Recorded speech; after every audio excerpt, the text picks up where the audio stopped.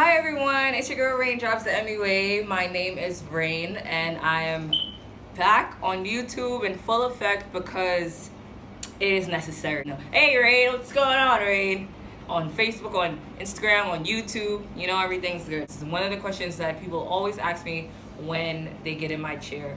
And I'm assuming it's not just because they're nosy. I feel like it's because they genuinely want to know what it is that made me get into doing makeup and how long have I been doing makeup for. I knew that I had something, I just didn't know exactly what it was. I came up here when I was about 13 years old and I started going to high school here. I graduated here. I didn't go to college. I went for like one semester, hated it. I wasn't too sure what I wanted to do, so I worked. I worked and I worked and I worked. I worked regular jobs. I worked at Forever 21. I worked at Aldo. I worked at Hale and Hardy. I worked at beauty supply stores. I didn't do too many changing because I was always a great employee. Like, I worked hard. I worked harder than my income. Whatever I made, I definitely worked harder than that. And I knew from that trait that I had that it would work so well for me being my own boss.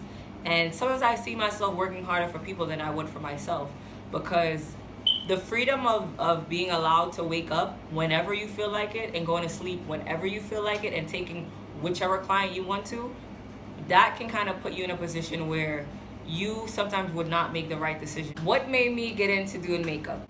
I remember going into MAC for just regular reasons because I want to look cute for different occasions, and I didn't mind paying the money. I was like, whatever, you're gonna make me look cute, I'll pay, because I can't do what you can do, so whatever. So then I started thinking like, wow, like I look really good with all this crap on my face. I need to learn how to do it myself. Then I took classes from MAC, probably like one or two, nothing crazy. And then while I would do the makeup, I would have the girl kind of explain to me what I should do. And it was one time where she did it, and I went home and tried to repeat the same exact look, and actually didn't come out too bad. Like, I'm like, whoa, this looks kind of good. Some days I would overdo it and try to be like Miss Creative, and it would actually suck really bad. But at that moment, I believed it looked good.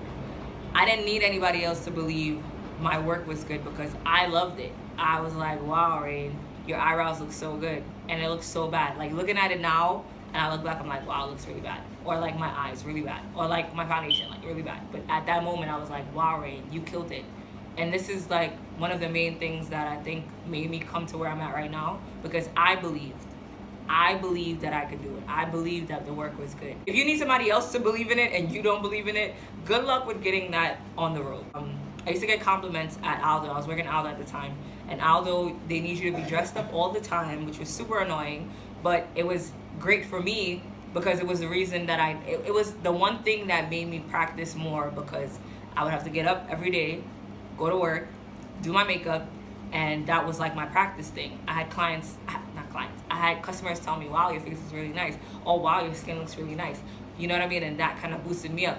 So one girl that I went to school with, her name is Viva Ladal. She was already doing makeup prior to me. So she was like a small percentage of what kind of was like, maybe I could try to do the makeup thing. Like, because at that time she was doing makeup. And the makeup thing, I think it was around, but it wasn't like the way it is now. It's like super like makeup or die. I kind of just started calling myself a makeup artist. I took all my money that I made from Aldo and I started buying products slowly. I started taking clients. I just said, hey, book me. I was charging people really, really, really, really, really low price for me to come to them. And what they paid was not for my work. It wasn't for my work. It was for the products. Me going to them was for practice. And I appreciate everyone who booked me around those times. God bless your soul for trusting my hands, because I was terrible around those times. But they believed and I believed. And when they told me like, wow, I loved it, I'm like, you did? That's good. It's good to know. And even up to this day, some clients that I had when I first started, I still do them now. And it's crazy because they have been able to experience what it's like to actually continuously do something and see how far that it'll take you. And with my makeup, that's exactly what it's been. I was addicted to the point where I wake up and I'm watching YouTube videos. I go to sleep and I'm watching YouTube videos. I have books about it. I'm reading. I'm constantly trying different styles on my face, on my eye. I worked with my friends. I did my friends. I did my mom. I did my sister. Just a lot of clients. I did a lot of fashion shows. I did a lot of free work. I did a lot of photo shoots. But you know, you have to be grateful. You have to be thankful because I'm here. When did I start? Started after I had my son. Like my son, it's almost like, I don't know. I don't want to say like he helped me figure it out. I don't think he helped me figure it out. I think like at that point in my life, I was really ready to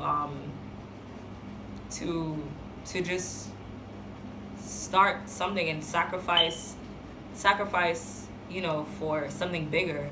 I quit my job, and I quit my job around tax time, so I had a lot of that money, and then I knew still had clients coming in, and from then I've never went back. I struggled with numbers.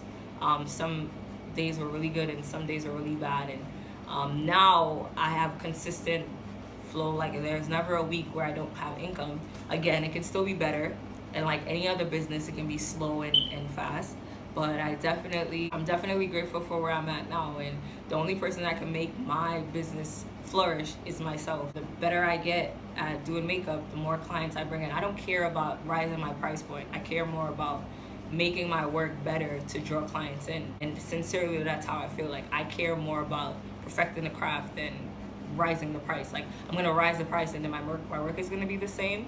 I will say that I will always raise the price. My price will never stay the same. With knowledge and with skill, the better I get at it, it's gonna rise. Like I'm whatever I'm worth at that point in my life, I'm gonna raise it. And a lot of clients, I've lost clients because of raising my price points, but I'm okay with that. I sleep better at night knowing that I'm not killing myself just to please my clients based off of a number that they remember me having. I'm better now. You gotta respect people and their price points. I wanted it so bad in the beginning. This is why I am at where I'm at right now. But if I kept that momentum going for all these years, I probably would have been in LA or something right now. It's all good. But yeah, just stay focused. Practice makes perfect. Learn your craft. Be patient. Thank you guys for watching this very serious